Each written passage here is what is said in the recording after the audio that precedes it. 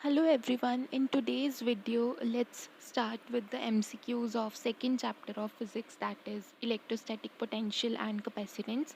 तो यहाँ पर assertion reason questions आज डिस्कस करते हैं इसके.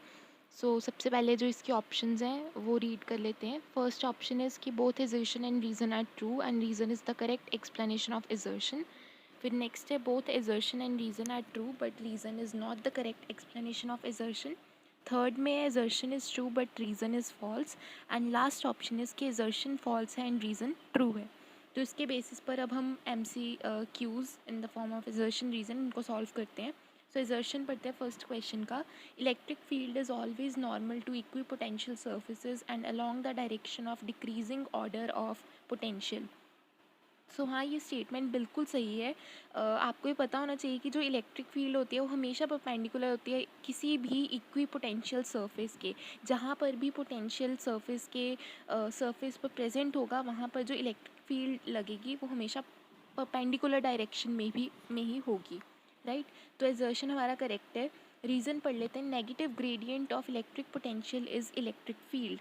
तो हाँ, ये बिल्कुल सही स्टेटमेंट है एंड यही इसका कारण भी है फॉर द एजर्शन. इसलिए हमारा फर्स्ट ऑप्शन ट्रू हो जाएगा यहाँ पर कि both assertion and reason are true and reason is correct explanation of assertion. ये था फर्स्ट क्वेश्चन.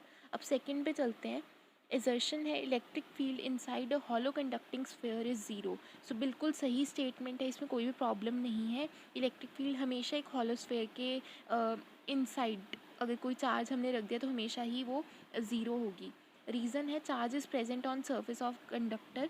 येस, चार्ज बिल्कुल प्रेजेंट होता है on the surface of conductor and ये बिल्कुल सही स्टेटमेंट है. इसीलिए यहाँ पर हमारी एजर्शन भी सही है, रीज़न भी सही है and correct reason, it is the correct explanation also for the assertion. यहाँ पर हमारी ए ऑप्शन करेक्ट हो जाएगी. अब चलते हैं नेक्स्ट क्वेश्चन पे. Work done in moving a charge between any two points in a uniform electric field is independent of the path followed by the charge between these two points.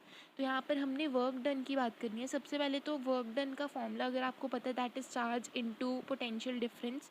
तो इन्होंने बोला है कि charge moving between two points in uniform electric field. हाँ, तो वो बिल्कुल सही है. अगर हम फॉर्मूला देखें charge into potential difference, so it is independent of the trajectory of the path that is followed by the charge between these two points while traveling between these two points. तो ये बिल्कुल सही statement है.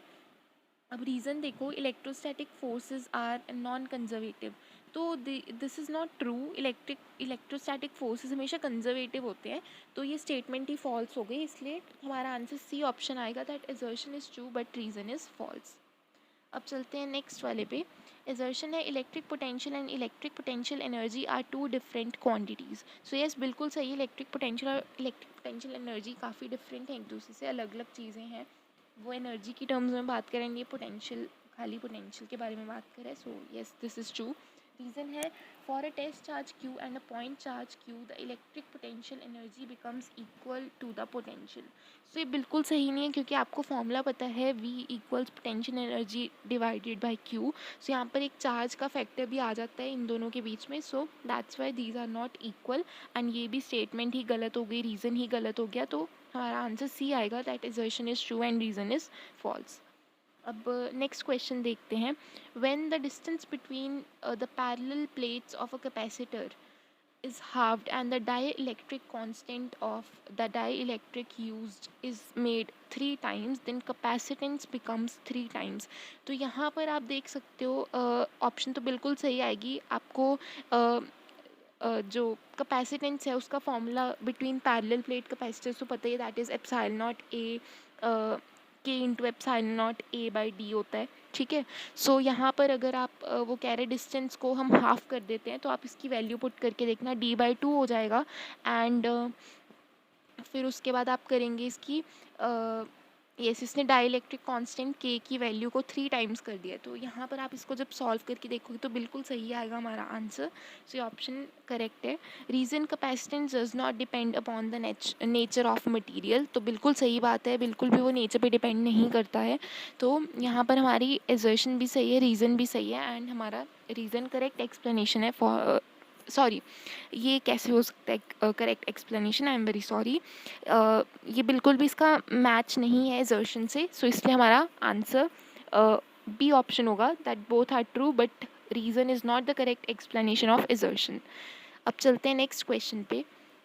So yes, this is the next one. Assertion is circuit containing capacitors should be handled very carefully even when the power is off. So yes, this is true. अगर आपके circuit में capacitors लगे हुए हैं तो obviously उसको आपको काफ़ी ध्यान से रखना पड़ेगा ताकि चार्जिंग या डिस्चार्जिंग ना हो रही हो, उसकी डिस्चार्जिंग ना हो जाए कैपेसिटर की, ठीक है। सो इसलिए हमें ये केयरफुल रहना चाहिए। सो एजर्शन ट्रू है। रीज़न है कैपेसिटर्स में break down at any time. So break down as such अगर हमारा पावर ऑफ है तो नहीं हो सकता। अगर वो ब्रेक डाउन होगा तब तो बहुत ज़्यादा हमें हाई एनर्जी, हाई पोटेंशियल इस तरह चाहिए होगा, हाई वोल्टेज चाहिए होगा, ठीक है, हाई पोटेंशियल डिफरेंस की भी वैल्यू चाहिए। सो इसलिए दिस इज़ फॉल्स, इसलिए हमारा आंसर सी ऑप्शन होगा, that assertion is true but reason is false. अब चलते हैं नेक्स्ट क्वेश्चन।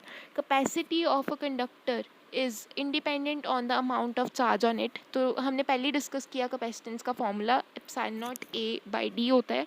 सो यहाँ पर कहीं भी चार्ज की बात नहीं की गई है, सो ये ऑप्शन सही है। अब नेक्स्ट है capacitance depends on dielectric constant of surrounding medium shape and size of conductor. तो येस, ये बिल्कुल सही है। आपने देखा फॉर्मूले में आता भी है K epsilon naught A by d, so K is dielectric constant. So yes, उस पर डिपेंड करता है, शेप पे एंड साइज पे भी डिपेंड करता है। सो यहाँ पर हमारे दोनों स्टेटमेंट्स ट्रू हैं, रीज़न करेक्ट एक्सप्लेनेशन है एजर्शन का।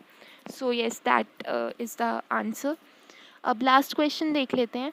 Two parallel metal plates having charge plus q and minus q are facing at a distance between them।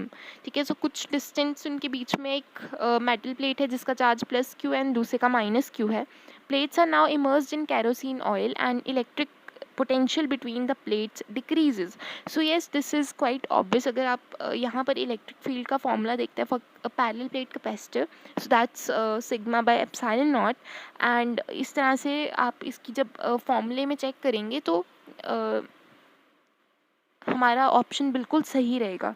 Reason है dielectric constant of kerosene oil is less than 1, no it is greater than 1। ये option ही wrong हो गई है।